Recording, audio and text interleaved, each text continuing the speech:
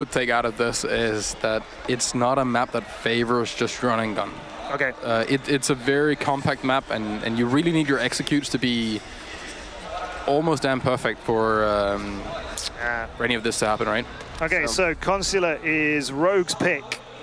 After they'd banned out Bank and Border, Nora-Rengo sent Clubhouse away with Villa. This is exactly. You're going Consulate and Oregon. Do you wish you'd started like you did at the Major now and started doing your predictions of who you were going to go? What have you got there? Coastline, Consulate and Oregon. Oh, he's done it, ladies and gentlemen. He's got those three. Well I'm a bit surprised about the Oregon, though, that being Rogue's most banned map so far. Rogue's most banned map. But the thing why Oregon actually came true is the fact that Rogue has seen Nora-Rengo play Bank quite effectively. They have won it 4 times. They have played it 4 times. They have banned it 8 times. Yeah. So the times they have actually played it, they have done really well, as where Rogue has only lost in Bank. So they had to kind of ban the Bank, so that means Oregon is coming true. And they definitely had to ban Border, because Border's been banned once by Nora, right? And it's been won 8 times and only lost 2. Yeah. So there just isn't enough good info to pull on that map to see what mistakes to go by. So these bans were kind of made sense even by the numbers. Yeah. Look at them.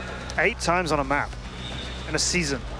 That is that is rare. That may be the only. We got to remember their stats are a little bit different because we have the APAC finals here as well. Yeah. So there's a couple more games to play. Yeah, where most of the other stats we'll be pulling is from the Major and the Season 8.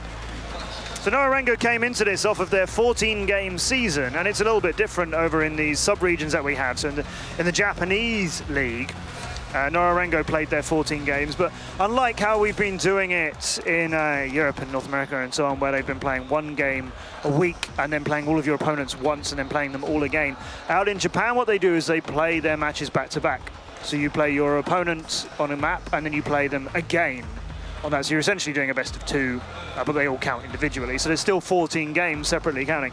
12 wins and 2 defeats, Nora-Rengo out of 14. Whereas I mentioned earlier, Rogue, 7 wins, 3 draws and 4 losses across theirs. It's a little bit different because obviously those teams that Rogue played, they played again months later as opposed to in quick succession like Nora-Rengo did with their Japanese opponents. But it is still quite a difference in terms of who can get it done. Nora-Rengo's rounds are 78 to 34, whereas Rogue's 67 to 59. We've got to remember that Rogue is also playing in a region where there's a lot of stratting. It's very heavy on that, whereas the APAC is very frag heavy, and then trying to try some of these new, a little bit more aggressive things, right? We've seen quite a lot of Finca from APAC. We've seen a lot of, we actually saw some no Heartbreacher stuff both from LATAM and from APAC. That's almost unheard to see in either EU or NA, right? Yeah. So the strats and the setups, they are very different, and I feel like if you're playing at APAC level, if you're better skill-wise in gun, or in terms of gun skill, you have a really good advantage. I don't think it's as good in NA or Europe, where you rely a bit more on the setups, because it's more group-orientated. That might line up to favor Nora-Rengo, or it could favor Rogue. It's difficult to say before we see them fight it out. It is. It's going to be interesting with FaZe. See this one, because they both just had this, disappointment on lands. Yeah. One of them is going to go home disappointed again soon, and the other one is going to have at least one of them decent chance against FaZe as well. I mean, FaZe, with their, as we said, 10,000th man, joins the team here in Rio. A challenge for anybody, but both of these teams could take it to FaZe. There's a final spot up for grabs here. Because Rogue relies more on the tactics than pure aim, I think they have better chance, because on a long run, the tactics should work to your favor rather than the pure aiming. Endurance normally is the stronger thing. Yeah. And you run out of energy a little bit faster when you rely just on fragging. But it could be really fun to see Nora versus FaZe and just watch an all-out war of aggro playstyle. Yeah. That could be very interesting. I can see that Rogue could outstrat Nora-Rengo. I can see the FaZe could outstrat Nora-Rengo as well, because they don't deal with the unexpected very well. Walker actually said for them, his exact words were, we are very strong at executing pre-planned strategies, but we struggle with the unexpected happening. That's how Walker put it, and we've seen that. We've seen that be their downfall. If they've got one, that's it. Yeah, that's what happens in LAN all the time. Unexpected, because teams are prepared. They have aces on their sleeves that they're holding, and they are only going to show them once they hit the big stage. And it's a bit of a mess, right? Because everyone's reading into each other's game style. So you're trying to counter me, and I might I try and kind of you, like, where do we end up, right? Yeah. It's very unpredictable, and a lot of it has to be done on the spot. It's good to know that there are reads where, you know, if this Valkyrie cam is thrown here or this thing is done that, then they're probably doing something that is along these lines that we've seen before. But sometimes if both teams are trying to counter each other at the same time, it becomes this, you know, half and half where stuff is made up on the fly, but you still pull some things from your older strats. You might even, I've heard someone tell me about pulling strats back, you know, half a year to do some stuff. Yeah. So It wasn't me. you definitely want to do some old school reviews of older games. There are stuff to learn in them as well. You have a tell, and that tell is that voice. It's quite a big tell. It's not me. Well, the one thing that I would say actually helps Nora-Rengo in this environment is the audience. Because when they start cheering, you can't hear anything, even on stage. True. So when you play the acro, you might surprise Rogue, because they cannot hear you coming. Yes. It's actually a really good argument for LAN in general. Aggressive plays on LAN is normally really good. Even if you do have audio, it's a lot harder to really, you know, calm down and listen to the footsteps and notice all these small tells that you'd be able to do when you sit at home and, you know, the door's closed, no one's bothering you. Here, it's like, it can be really difficult to hear those things. And it'll be interesting to see which one the crowd goes for. So I think that it's cleared out quite a lot, as you can see on the pictures, and a lot of people have left the arena for a bit of a break, having just watched a monster game in which their team, which they screamed for with everything they had, did manage to put Mocket out. And they're our first casualty here in Rio. So FaZe Clan await the winner of this. Well, I think in this match the crowd is actually fair, because they didn't really cheer for either one. So they're probably going to back up whoever shows better. They're going to celebrate good play. Yeah. Which is nice, isn't it? That's a kind of that's a really good thing to see a crowd do. There were a few boos when Mocket were getting rounds at the start of that last game, which is just wait for the last match. Yeah. When the Argentinian team turn up, we'll get there. We've got a long day ahead of us. We've got 3 more quarterfinals to go, and this one is got a couple of issues on stage, which is why we are not into it yet. We're not holding up the game. We are anticipating it as much as you are. Let's talk about Rogue. Let's talk about the fact that Gio, who was a big difference maker for them, is now a big difference maker for Evil Geniuses, and instead, so he's in the next quarterfinal, not this one. So, Rogue, how damaging is it that they lost Geometrics? I don't think it is as damaging as they thought it was going to be. Every time we talked to them, they were saying how it was really important that they had Gio. He brought everyone together. It really helped them. But they seem to be happy. They seem focused and like they're putting in the same amount of work, and it doesn't seem to bother them too much. And they still end up here. Sure, I mean, Gio might have had a big impact on them, but if they've just learned what it was he was trying to teach them from back then I don't see a reason they shouldn't be able to continue. They didn't lose a coach. Ranger, yeah. So that helps, right? Yeah, and he's been a big help to them. Yeah, definitely. He has been for some time now. And well, they have been teach how to play without Gio, because there have been so many events where Gio couldn't attend. So. Unfortunately, that is true. Yeah, that might be a sore including the last Pro League. That's kind of rough, but true. The question is how much that mattered. Like if we actually do go back and watch those games, I don't think it would necessarily have changed the outcome. You don't? No. I think they would probably like to. I should think that, because it feels better knowing that you have an excuse. It's not or let's call it a reason. It sounds better, but it is an excuse, right? You have something you can go back to and say. We saw this with G2 as well, where they said, well, Kanto's just a sub. Yeah. It's not necessarily always a fair thing to say, right? So we'll do it. Our second quarterfinal is ready. It's going to be Rogue against Nora-Rengo. They're all set to go on stage. So let's go to Kickstar. He's got Interrobang with him, and we have quarterfinal 2 to look forward to. All right, thank you so much, Matt. An incredible matchup between both FaZe and Mocket for us to follow up on, and it's a beautiful day for a rematch.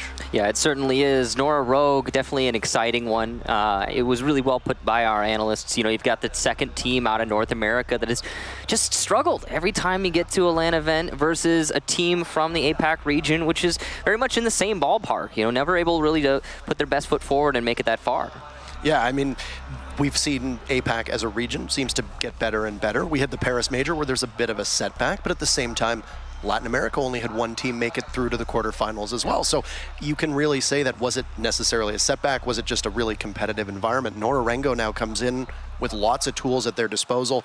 Rogue obviously made those roster changes midway through the season, and they've looked pretty good. They've been a very strong and flexible unit so far.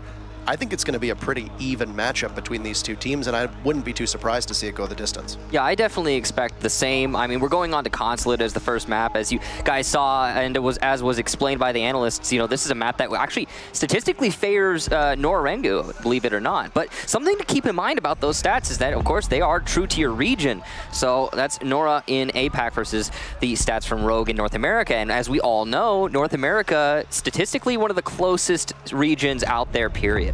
Yeah, I mean, it's hard to extrapolate that data from APAC because there is a bit of a disparity between the regions, the sub-regions, and then the actual teams. Of course, the big bash that we see in APAC always happens on LAN, as was noted by the analyst desk. It happened in Tokyo. So having a team play on LAN is one thing, and I mean, you can also take a look at how things change so quickly with the fact that, you know, we got Coastline as map number 3. Statistically, it's one of Rogue's best maps.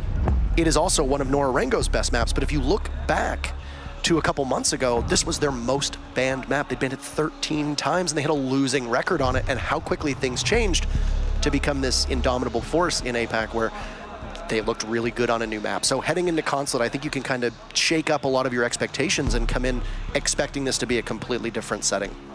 Oh, well, we're about to find out, at least on Consulate.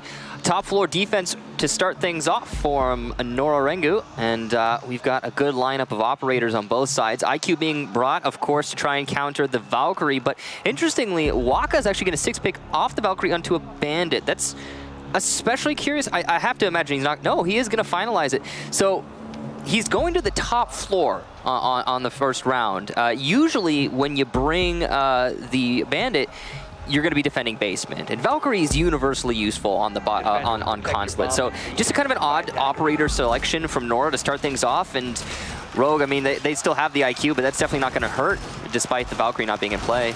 You have to imagine that those bandit tricks are probably going to go inside the bathroom, maybe even in the closet where we just saw Mario. And now, of course, the castle's going to go in there, and the castle bringing a bulletproof camera. Obviously, in lieu of the Maestro. The Maestro is, of course, banned. Echo being banned, and leaving Mira on the table. But what we've been seeing a lot on defense, especially over the last season with these operator bans in play, is the 4 major info gathering operators on defense. It's always info gathering. If you're going to ban a defender, it's information. You need to get rid of them. And they banned both Maestro and Echo, which is why you would think that the Valkyrie would play a pivotal role, because all you have are the 2 mirror windows, and that's it. You're going to be blind unless you have that bulletproof camera in spades, and right now it only looks like they've got the 1 on the castle. Yeah, and you know, of course, Slash is going to be playing IQ, so that's a hard counter to the Valkyrie. So you can understand the 6-pick. You can. But at the same time, I feel like you only have so much information available to you. And the Mira is going to be helpful, but it's only going to be helpful in holding up an admin push. Whereas if Rogue choose to push onto the B bomb site, that Mira window, obviously, even if it's placed in connector, so easily disabled. And the other thing, too, with Rogue, when you think about info gathering operators, is that Rogue is an incredibly flexible attack lineup. They run almost every single operator on a variety of different maps.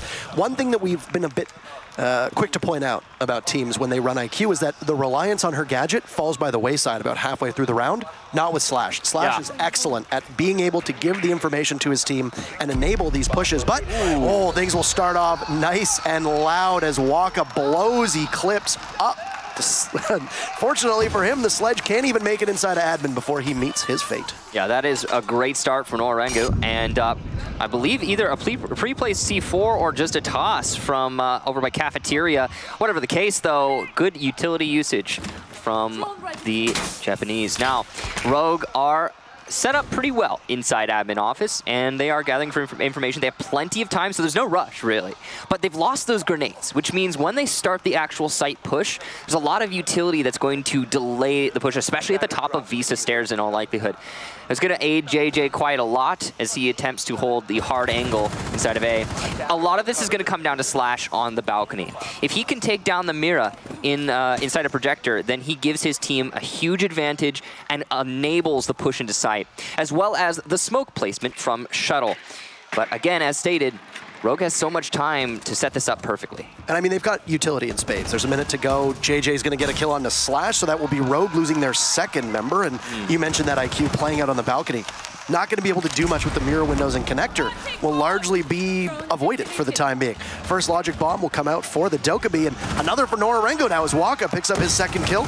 Easily will fall. Super does refrag onto JJ, playing inside a projector. He'll pick away at the legs of the mirror, fall, and well, there you go. Another logic bomb as the smoke will choke out Shuttle. He'll toss in a smoke grenade of his own and push him with the SMG-12. Oh, a great shot all the way across to Mario. A long angle with a recoil that can be quite unwieldy to control. Yeah, see Racil inside a connector. He's got a great position, but he loses to Shuttle, and another one nearly for Shuttle. He misses the shots, but the flick behind! There's only one more left, and Shuttle wins it! What is going on? An incredible clutch from Shuttle. It looked all but lost there for Rogue, and he managed to salvage it. Played perfectly by Shuttle, enabled by what was likely the inability for Nora-Rengo to relay the comms to the rest of their team as to where the Dokkaebi was. As you saw, he unloaded on the castle just by the main desk, who then retreated to long desk because the SMG-12 ran out of bullets, and the recoil, as was noted, came a little bit too strong. That's a great run out there by the Bandit, actually, that was missed for us for Waka, getting that aggressive. As you see here, this was the contest where Papilia got eaten up by those shots from the SMG-12, forcing the DMR to come out for Shuttle as he pushed in. And an incredible individual effort in a 4K salvages the round that really probably should have gone in favor of Nora-Rengo and had everything working for them. Yeah, you know, I mean, you look at that round, and it definitely seemed like the sort of one where Rogue is supposed to take the loss. Nora set it up perfectly. They had great utility use. Everything was going their way. And then Shuttle, out of nowhere, able to drop tremendous kills and take it for his team.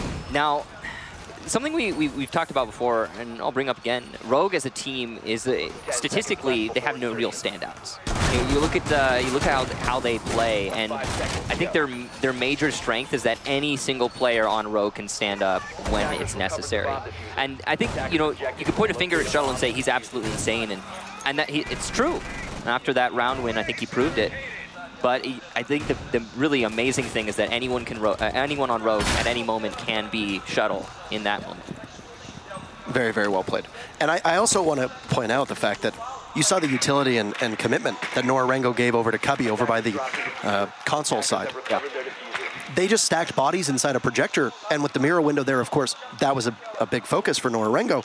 But Rogue wisely avoided that entire side of the map, and it basically made that bulletproof camera, the reinforcements, the ADS, it all went to waste. Now, of course, you can argue that Nora-Rengo put that down, maybe in hopes of corralling Rogue through admin, but you expect a team to take admin. That is the vast majority of times you see a take on Consulate, you're going to see an admin take. And whoa, things start off early with Mario just roaming endlessly. Eclipse will be the opening casualty for Rogue for the second round in a row.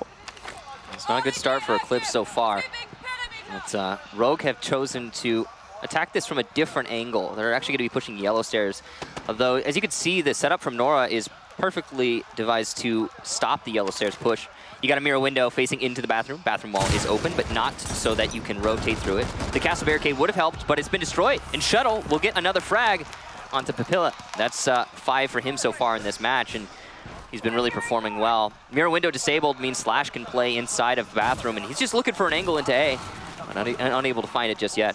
He's going to be concealed by the fact that he's got the bulletproof wall right next to him, too. He knows he can lie there safely and not really have to worry about getting pressured too much at all. He's got a great angle all the way down into projector. You saw a late reinforcement go up on the door inside a projector, but of course with the castle being the one that fell for Nora-Rengo, you don't have to worry about the soft destruction capabilities of getting, you know, of getting your way into sight. I'm just a little bit worried right now by the focus that you're seeing from Nora. They've only got one player defending B, really. I mean, the rest of Nora is playing for the crossfire all the way from the A side of this map. And Rogue setting themselves up here, they could easily take out this smoke. Some damage will be done through the wall there. Waka gets a double kill, though, onto Easily and Shuttle running up from yellow stairs. JJ will take down Super, leaving just Slash Hug in the 1 versus 4. But he starts off well. Managed to take down Mariu and gets another one onto JJ, knows where the smoke is, pushes in and wins the fight. What is happening? It's a 1 versus 1 once more. Waka, the bandit, playing downstairs, so Slash will know he needs to watch yellow stairs as he rotates for the diffuser. He's finally managed to get it, but there's only 15 seconds left. Does he have time to rotate back to site? I seriously doubt it. Waka has repositioned and he knows that the enemy is going to come from yellow stairs, but he misses the shots and lands the final one. Waka takes it, and Nora put themselves to 1-1. We almost see a second round there that goes down to individual efforts and not necessarily team efforts. You know, you put Shuttle in what appeared to be a very tough spot. He digs his way out of it. Slash comes very, very close. And if that diffuser's not outside, if he doesn't have to go for the full rotate, and then, of course, also being completely blind, that's a much easier job for him to be able to go back in. I'm glad we just saw that, because that's a bit of a sloppy Claymore. It is possible to put a Claymore in that position that they can't shoot. So that's just one of those things where a tiny mistake ends up with Nora-Rengo jumping on top of you, grabbing 2 kills. A better Claymore placement makes it so that Bandit can't go for the run out without expending possibly a C4 or having somebody with an impact grenade blow that Claymore up. Another thing I want to point out from that run out from Waka is that Waka came off the angle. He stopped looking at his opponents as soon as he got the kills. He did not necessarily see the diffuser drop. It wasn't obvious. You know, sometimes if you watch it for long enough, you can notice it, but he ran straight back in, which means he might not have been aware the diffuser was down outside. Slash up against a wall. He definitely made the right call going for the diffuser. In terms of time, he really had to. But it might have been possible to bait out in the site and wait for Waka to push back upstairs instead of trying to retrieve the diffuser. However, all things considered, it was an excellent effort from Slash. You really got to hand it to him. And a better one, clearly, from Waka. Yeah, he knew the smoke was in there. You could see the wall get adorned with some of the blood of the smoke as he shot through the wall inside a cubby, and then he knew that with the castle barricade up and there being the lone rotate hole that was in the soft wall just next to the connector door, the smoke's only coming out one way. Yeah. Unless they have that hatch opened up, which is very unlikely, and of course, it looks like it's been reinforced most of the time, because what you'll see is some teams will run a possible buck and then grenade up through it as well, which is an issue that teams need to deal with. So, a good reinforcement for Nora-Rengo there, but it cut off the rotate possibly from the smoke. He could have shot it with the shotgun and then been able to drop down. So here's the focus for me if I'm Rogue at this point. You cannot keep giving rounds, you know, to your opponents where you need to salvage it with one person, you know, who happens to be petting the lucky rabbit foot and getting all the kills. Well, you said it when we saw Eclipse get picked off so early in the second round. I mean, that's 2 in a row for him.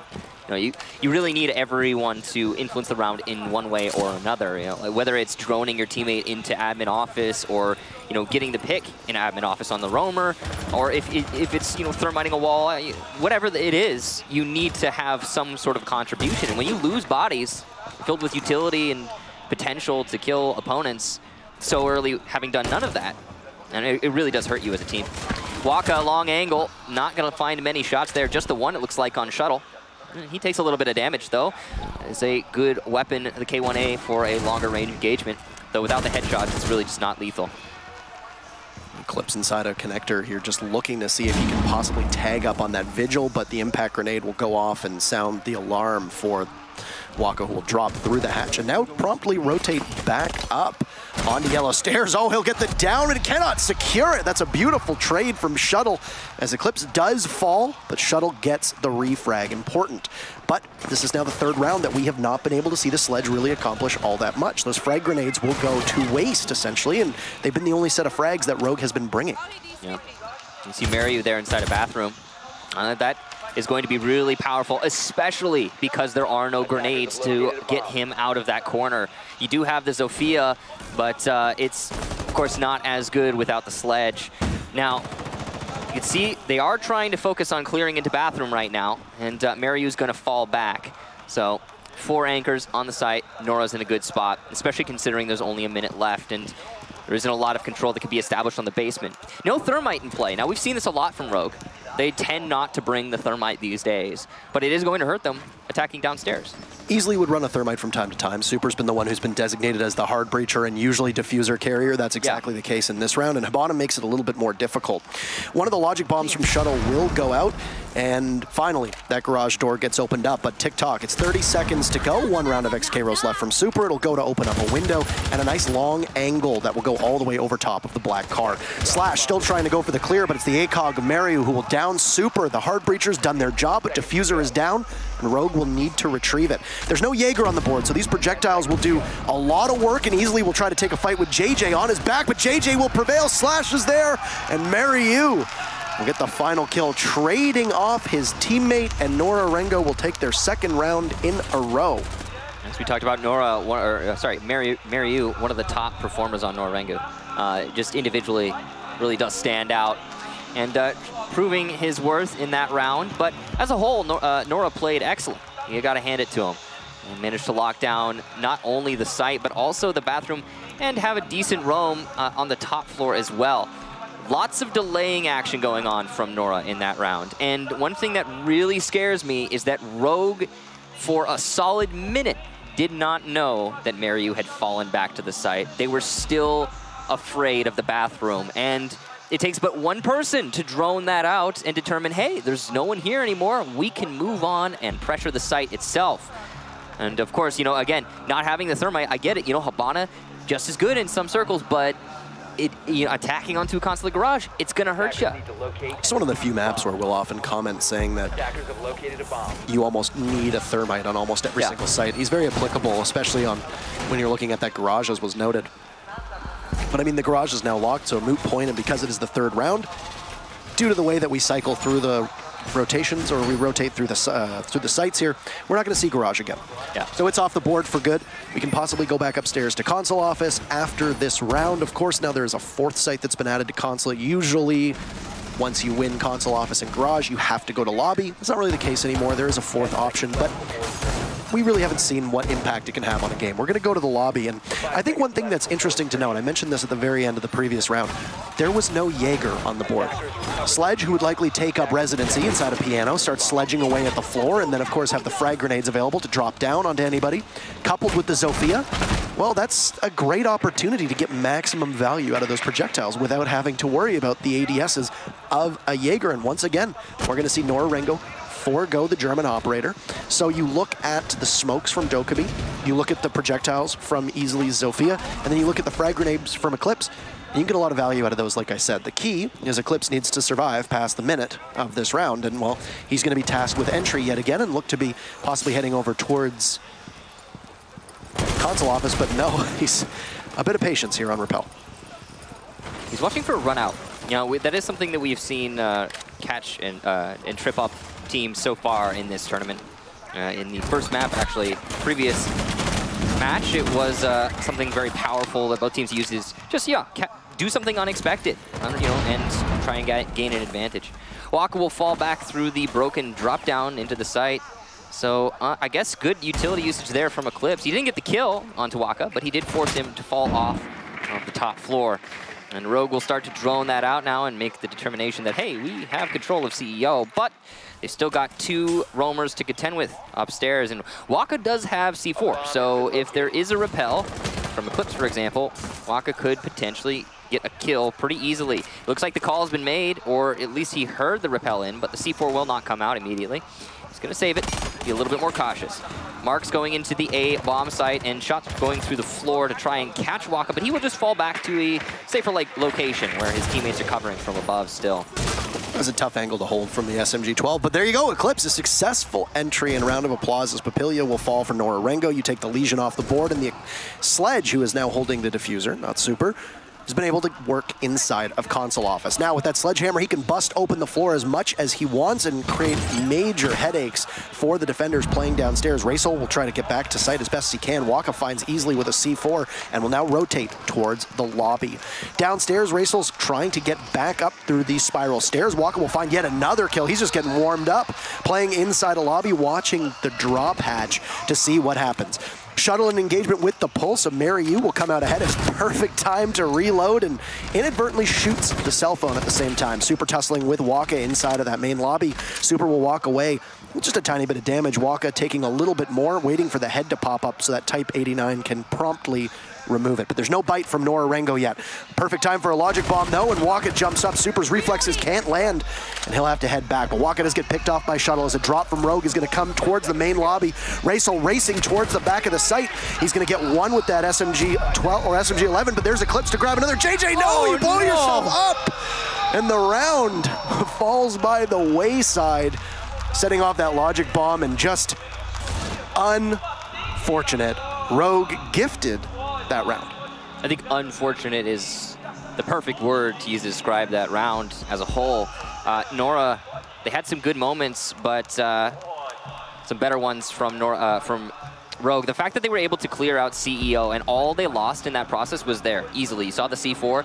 That's pretty much the entire bite from Nora on clearing the top floor. And you saw that flank hold get eliminated outside by Waka, who was just performing in that round. But then he tried to transition to holding the main lobby inside the main lobby. We've talked about this a lot. It's a difficult site to hold the middle floor of Consulate. Why? Because there's no destructible walls in that main lobby. If you want to hold it, you need to hold it from below using the drop downs in C4, or from above using holes made in the projector room floor, or the meeting hall floor. But it's hard to really hold main lobby after you've lost upstairs. And Rogue did clear top floor. Raisel was playing a little bit later than I think was safe, but he managed to get away from that. And when he did fall back, he managed to do quite a lot of damage, so props to him for that. But overall, Nora didn't have full control of the top floor. They lost it too early. And you talked about it at the beginning of the round. A lot of that has to do with Eclipse, who was able to put in work this round to change things, or pardon me, the previous round. Eclipse has always been a player whose impact on rounds really cannot be overstated. He's an incredible force for Rogue, especially when he's on. He's got good decision-making. He's usually a very good aimer as well, and has the good mechanical reflexes needed to compete with most people in 1v1 situations. I mean, for people who don't think it's important to be able to contest your 1v1s, look no further than what we saw in FaZe Clan and Mock It, for example. The fact that certain players couldn't win their heads-up gun battles, while that ended up being the undoing of a number of rounds. So if Eclipse can stay alive and be able to put his stamp on the round, it usually goes in favor of Rogue, just from a single player perspective. Same thing can be said of Slash as well, who we've seen be able to absolutely consume rounds. Now, if we shift in towards round number 5, this is going to be the final defense of Nora-Rengo, and Rogue's assault on Consulate will start over inside of admin. They'll rappel in, and Eclipse just hops right up, ensuring that he doesn't get blown to pieces by a C4. The castle barricade right next to him goes goodbye as the Zofia manages to destroy it. But there's an ADS waiting to catch the frag grenade of Eclipse, and he's just going to have to simply out-frag as Waka hits the deck, not to be caught by any stray bullets fired off from Rogue. It's a potential kill hit for Eclipse, but he's a little bit late. The prone has switched from back to forward, and Waka will stay alive. Mariu covering his teammate, but will lose his life in return. Shuttle, great positioning there to catch that angle. Waka with an aggressive play will take down Super. Looks for a second, but cannot land the shots. 50 HP though, and he is in a bad spot, but gets another one onto Shuttle. And the support from the south window is not strong enough. Nora-Rengo has retaken the admin office, and quite decisively so. Papilia takes down easily, and it's all Slashug in the 1 versus 4. He's not in a great position to make this work either. On the A balcony, there's gonna have to be a pretty stellar performance from Slash to recover this round. He knows most of his enemies are on the east side, but he's gonna have to make this vault, and he successfully does. That's impressive. The fact that he's made it in is surprising. He takes down Raisel as well, and he actually has full site control. But the complication is he does not have the diffuser, and Nora is aware of this. That's why they're playing over by the admin office. They know they don't need to push, but they might actually start. Diffuser being down outside, and JJ will get the final kill onto Slashug. Nora take the round. I really like what we saw out of Nora-Rengo there, the way that they read Rogue's push. Now, usually, most teams are not going to contend admin. Usually, for the most part, you're going to let them come into admin, then you're going to fight from long desk, you're going to fight from projector, you might have somebody playing downstairs, you might have control over yellow, because you know at that point, it's going to be a projector push. You can take the resources that you had in terms of bodies over by the console office side, and you can reorganize them. After those two picks came in, for Nora-Rengo, what we see was Papilia and JJ pushed up alongside Waka, and all three of them very aggressively confronted Rogue and were able to pick two of them off of Repel, which is what put that Slash in that position that he found himself in. It was an excellent read, and it's not something you usually see. Teams don't usually get that aggressive. Usually you'll get the picks and you'll wait, and you'll have to, you know, essentially bide time and hope that the attackers rotate into positions where you can greet them. Not in this case. Nora-Rengo got very aggressive, and it paid off quite well. And then, of course, having the diffuser down on the other side of the window, Slash just had nowhere to go, but just simply try to outfrag everyone else. Well, we have finally switched halves, so Rogue will be going on to defense. They're starting things off with a basement hold. Now, here's the major difference to me. Nora has decided to bring Thermite. And I know, maybe we're harping on it a little bit too hard here, but it really did hurt Rogue when they were attacking the bottom floor and didn't have a Thermite. Now, that's not going to be the case for Nora. They will have likely a better go of it. We've also brought a Capitao to very surgically place those smokes. That's the great thing about the bolts, is not only do they avoid the Jaeger ADS, which isn't in play right now. Rogue has chosen not to bring that. But on top of that, you can place those smokes anywhere. And since they detonate on impact, you can put a Capitao bolt smoke in a really strategic location in many cases where you wouldn't be able to land a smoke grenade. It's one of the more popular maps for Capitao as well. There's a lot of teams, especially in Rogue's home region of North America, that runs the Brazilian operator. You see a lot of value that you can get out of those asphyxiating bolts, especially on garage and on the second floor of the console office, whether you're clearing or you need to commit and initiate your push onto the console site upstairs or the console office. So I know that we see Rogue run a Capitao, but they've been running it on Coastline a number of times. So if you look, if we do head to the third map, I'd expect them to trot them out. But there was the flexibility that Rogue has was almost absent from those 5 rounds. They played a very similar operator lineup. Yeah, they did change a couple of the ways that they attack the site, going from console office windows once to over towards admin. But I'm interested to see what Nora-Rengo is capable of doing this. It's not like they have to worry about any ADSs because there's none from Rogue's side of things. That is clever right there from Rogue. As you can see, a mute jammer underneath nearby yellow pillar, and because of that, many of the Excaros will not be detonated. And in fact, it looks like there was at least 2 Excaros used on that drop down, which is a huge waste for Nora. Unfortunate. You see, Waka is trying to do his best to fix the situation. It's going to be hard to find the angle there onto the jammer. I believe he can, actually, from right where he's standing, but he's not looking at the right angle, so Nora will just, I suppose, not have that drop down available to them, and that's going to hurt them significantly when they go for the actual site push. I mean, it is beneficial that Nora-Rengo doubled up on the hard breachers here, though, right? And yeah. Now Eclipse, who's managed to come up towards the main lobby, he's at the circular desk. He gets caught on a drone from the Zofia of Papilia, and Papilia, of course, is on drone himself, waiting to see what the mute is going to do, and there we go. Off he falls, but it's a crossfire. Excellent play. Papilia will be credited with the kill. Super's there, felled by Waka as well, and it's a volley for Nora-Rengo as they put 3 together on the board. Shuttle Taskwood coming up top, but no, Waka gets him down, and it's all Slash. Diffuser down successfully. The very first time that we've seen a successful plant so far. Trying to keep control of that SMG-11 recoil at long range will be no bueno. Outpulls the shotgun, but there's just too many angles for Slash to look at, and Waka surgically a nice 3K to finish the round. Nora-Rengo, excellent job. They're up 4-2. Yep, Nora managing to isolate the appropriate part of the site, or appropriate portion, I should say, as they just open up the garage and get the control that is necessary right above to deny any, well, anti-plant. But unfortunately, unfortunately for Rogue, they decided to attempt a 4-man flank. I'm not really sure what they were thinking there. I'd say overinvestment in what could be a huge risk, and it did not pay off. It really did not pay off for Rogue.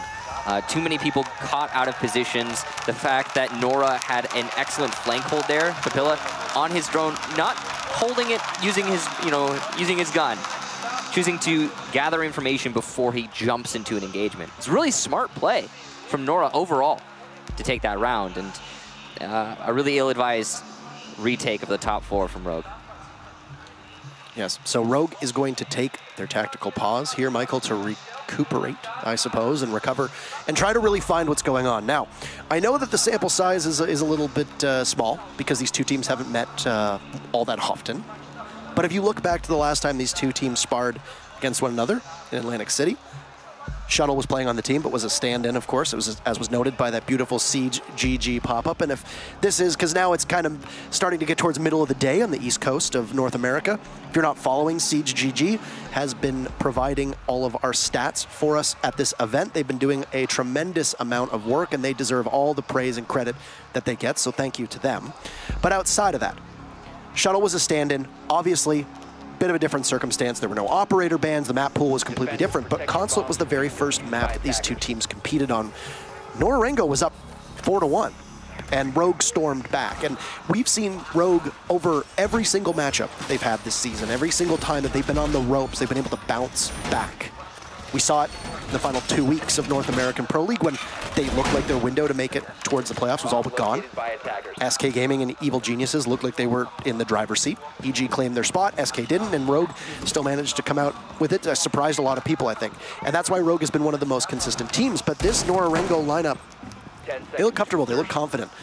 And they're not playing with that sort of disorganization that we've seen from them before. I mean, you mentioned it, or it was mentioned on the analyst desk, that when things go according to plan, they feel really comfortable and they feel like they're very well in control of their destiny. And aside from maybe 1 or 2 rounds, Nora-Rengo seems to be in the driver's seat here in this matchup. They certainly do. They have been planning and accounting for everything so far, or so it seems. Rogue are trying to trip up Nora, though. They've gone for a different defense strategy of the basement, a lot heavier investment in the middle floor. So the roamers are going to be paramount to Rogue's success here, and Nora have that extra hurdle in front of them. It's going to take a little bit more time to clear things out, but they have noticed that the top floor is barren and free territory, really. They will claim it quite quickly. There are quite a lot of C4s in play right now for Rogue, so the vertical pressure is going to be, I think, alleviated by that somewhat. Although, Eclipse has been downed already. I'm not sure exactly what happened. Maybe the buck through the floor of Piano, possibly. Whatever it was, serious damage done, about 50%.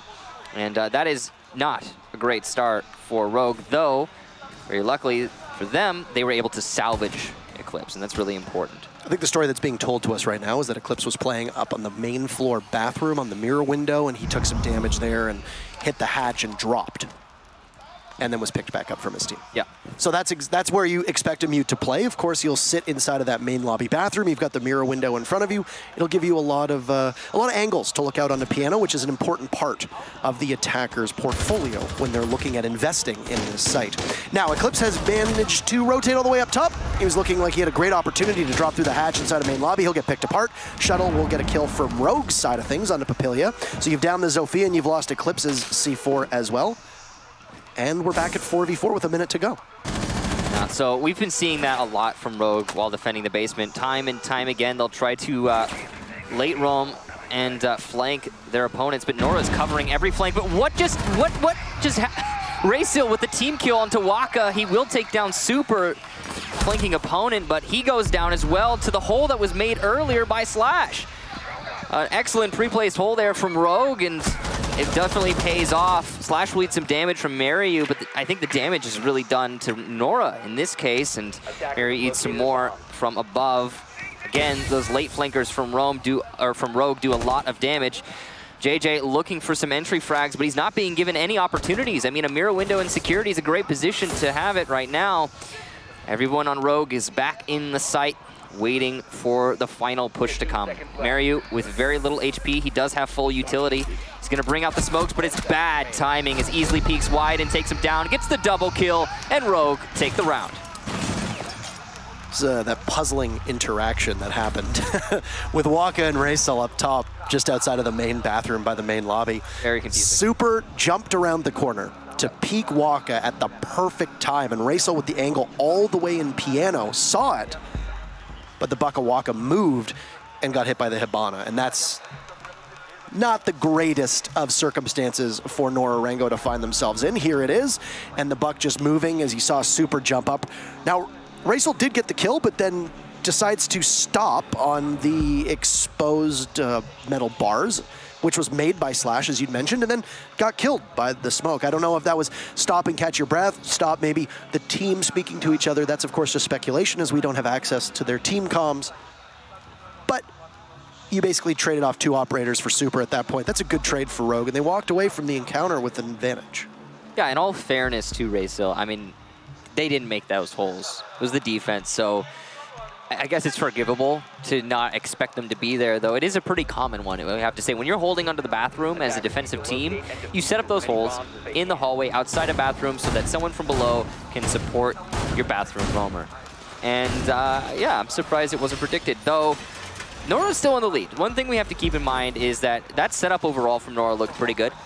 They had the flank hold all the way on the top floor, in the middle floor, everywhere. Everything was going great. Peachy, really.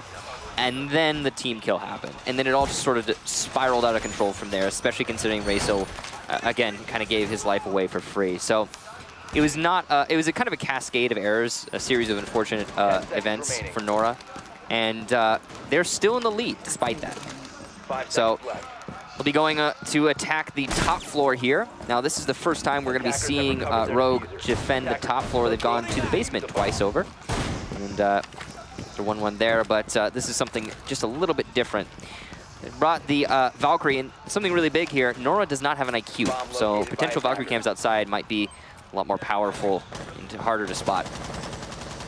I don't know how deliberate it was, but the bandit that Shuttle had been playing on for those 2 rounds down on Garage, obviously, as you mentioned in the very first round of this matchup, you don't really need a bandit outside of that, especially when you're looking at the lobby and on the second floor. You can run a mute in place or possibly just even go with other operators. Well, Shuttle's going to be playing a Jaeger. And look at the projectiles that are lined up on Nora-Rengo's side of things. Now, number 1, they have perfect ability to burn those ADSs. And if they're going to try and push from that console office window, then they're likely going to work at possibly cutting off connector and then cutting off a rotate towards long desk. That's where the Capitao is going to be oh so important. That Zofia Papilia is going to be crucial at flushing out all those uses of the ADS. But there's a down, a Shuttle playing on yellow stairs will get punished and then finished off by Waka, who has just been so good in this game. Always a bit ironic and humorous when you see a Jaeger get felled by a grenade. A bit of a belated trade from Slash, as Papilia will now fall, and the Zofia goes off the board. That means that the ADSs will have to be avoided a bit more carefully. Slash will find Mariu, so excellent work from the smoke right now. And Eclipse jumping on Waka means that this is all Rogue. Raysil just punishes Slash. Upside down rappel on the console office windows. He's joined by JJ as a logic bomb goes off, and Raysil trying to deal with the wall. Great pick from JJ as easily gets a little bit too brazen with that ACOG and control of console office. Plant going down, but there's Eclipse with a C4, and it won't get it. Oh no, a big mistake as Raysil will get the diffuser down. He gets shot up by Eclipse. The Pulse desperately trying to get back. Raysil drops, gets felled. JJ now sitting on top of that diffuser, just holding the double doors, looking in towards console, waiting for Super and Eclipse. Eclipse spots Raysil, downed outside. JJ in great position here. That SMG-12 can rip through somebody at close range with great ease. Diffuser will hit a halfway mark. C4 gets tossed into connector, blows up, but JJ unscathed, still sitting at that wall, waiting with the pulse of Eclipse. And that will be an easy defuse, tons of time, and Rogue will even things out 4-4 at what looked to be a sure round that swung the other way very fast. So if you're wondering what happened with that C4 to deny the defuse plant, it very likely hit the indestructible box just underneath it. That's by the CEO desk, which is unfortunate for Rogue, but they managed to make it work regardless, and that's the important thing. Now, when Nora went for that push by Yellow Stairs and onto CEO, it was a bit of a slaughter. Constant pushback from Rogue, and Nora just was not able to get their footing. They did get some very impressive kills, though. I was surprised by a lot of the shots that Nora were landing there. As was talked about at the analyst desk, Nora is one of those teams famous for just having incredibly good gun skills, but still impressive to see it live. Now, 4-4. And it looks like we have another pause. So we're just waiting to see what exactly is going to be going on. But Nora are the ones, I think, who they've lost that momentum right now. And that's why they're taking this tactical timeout. So we just saw it on the last round. Rogue took their tactical timeout. That decision proved to be a good one, at least in the short term. We'll see how much longer that goes, as we will head to every single regular round. We might need overtime depending on what happens in rounds 9 and 10. You get one tactical timeout a game, you might as well take it whether you're winning or losing. It's always a gamble if you wait until that momentum has firmly shifted in your opponent's favor. You don't want to take it too late. You find yourself in a position where you're on match point or you've only got 2 rounds to go. You're facing a huge deficit in rounds. You can't make up that time, no matter how beneficial a tactical timeout is. This is good usage for both of the teams. And of course, for Nora-Rengo, it's going to allow them to take a big, deep breath and figure out what is going on so far, because Rogue's coordination issues that look to be plaguing them on attack don't really seem to be there on defense for the time being. The thing that I've noticed is that they've been, for the most part, correcting their mistakes. Now, a lot of the problems that Rogue were encountering when they went into the second half was they kept trying to be just a little too aggressive onto Nora. They kept pushing into those flank holds and really struggling with those fights. And slowly but surely, Rogue has corrected that. And are playing a little bit more focused on the objective and letting Nora take their time. Now, despite that, Nora's still getting a lot of those early picks, a lot of those exposed bodies. They're capitalizing upon. They're getting their advantage early, and that's impressive for Nora. But Rogue just having that little extra manpower, as they aren't spending too many people on brazen plays, has really aided them as they've managed to win now 2 in a row. 5 seconds remaining.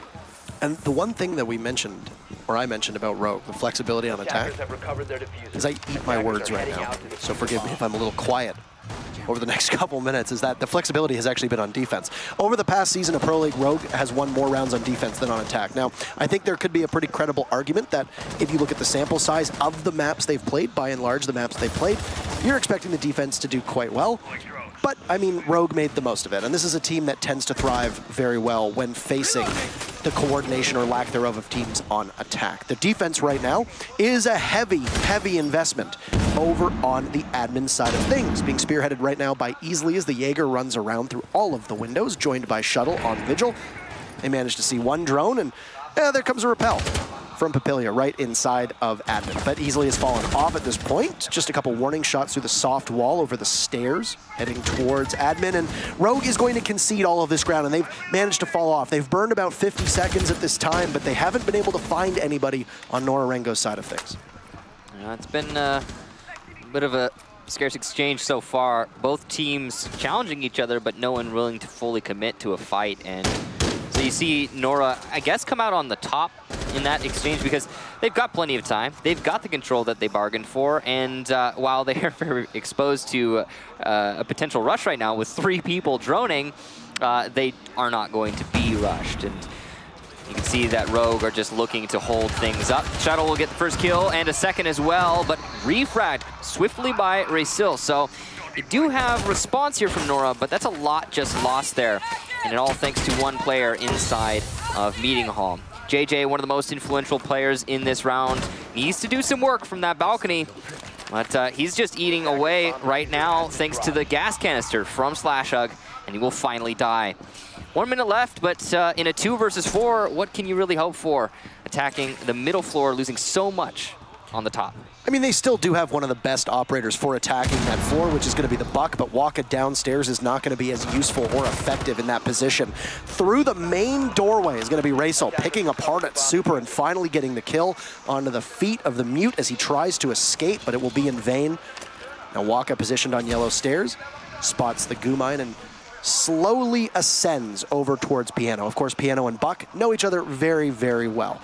Just ever so slightly inching around the chassis of the A bomb site, waiting to see what he can do, and Raysil's going to likely have to rotate as they are very, very separated.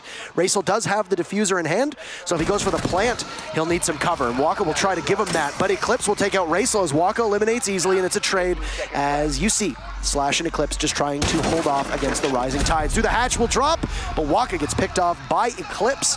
The tactical timeout for Rogue looking mighty fine now. That's their 3rd round in a row, and they'll sit at match point.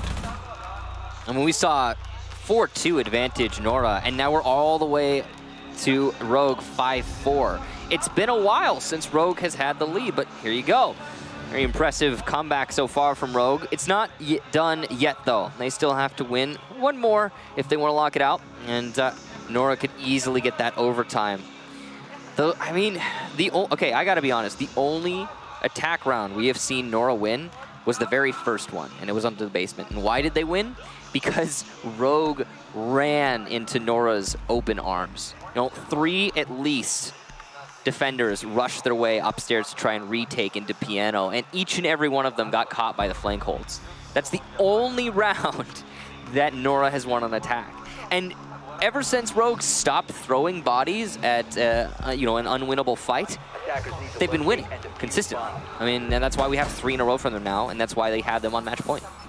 Speaking of match point, 2 things will happen. Either we end the game, and then we move on to Oregon, which is Nora-Rengo's map, or we go into overtime, and we get treated to, at minimum, 2 more rounds between these 2 teams. Now, if you look at Rogue, extraordinary performance from both Shuttle and Slash. Not just in terms of fragging potential, but in terms of in-game leadership. Of course, Slash has always been a steady voice for that team. You look over at the Nora-Rengo side of things, and no surprise, Waka, who I think a lot of people have been putting him up towards the top of the list of best possible well-rounded players in all of Rainbow6. I think we're getting to a point now where that's a very credible position to hold. The rest of his team is going to need to find their footing. Mario, who we know for the unbridled aggression and the ability to come in as Ash and possibly take up lots of space and get kills, has gone quiet. Same with JJ, whose ability on defense as an anchor, but still able to rack up kills. Well, look at attack right now. He's going to be playing that ultimate support role that Super does on Rogue side of things. So with Nora-Rengo, you've got your star doing really, really well, but there needs to be more than just a singular focus, because as we saw from the first 2 rounds of this game, in which both Shuttle and Slash were put in positions where they had to be the superstar, it doesn't always work out. This is the final round for Nora-Rengo to be able to right this ship, and well, would you look at that? Papilia already inside and assessing control and taking it of that second floor, but they're going to have to attack the garage. They have both the hard breachers, so there are tools at their disposal to get this done.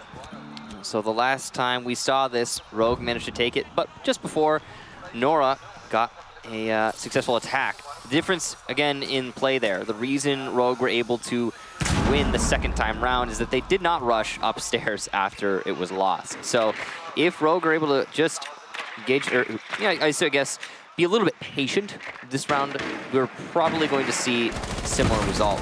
Waka doing some damage there to Eclipse, who tries to peek onto the window, and it's not going to happen. Buck does not eat any bullets in exchange, and that's a lot of pressure being applied, and will actually force Eclipse all the way downstairs. So really good job to Waka. He didn't even need to get into the building to force Eclipse down. And that was good coordination between both the Zofia and the Buck. You saw Waka was ready for Papilia to hit that wall, and Eclipse had been down from that position last time. He'll get away with a tiny bit of HP, and they'll need a reset, basically put him at the exact same position he was at before. A great job there to Nora, managing to wrangle control away from Rogue on the metal floor. Eclipse doing Eclipse things, again, trying to push up Spiral. This could be dangerous. We've seen a hand shuttle as well on the top floor.